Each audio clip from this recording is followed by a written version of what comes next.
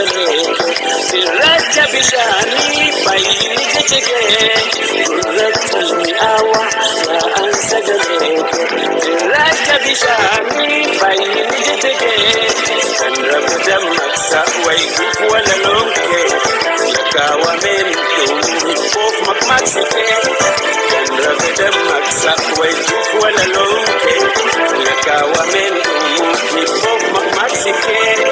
galma aadaa keenya eegaa seenaa keenya.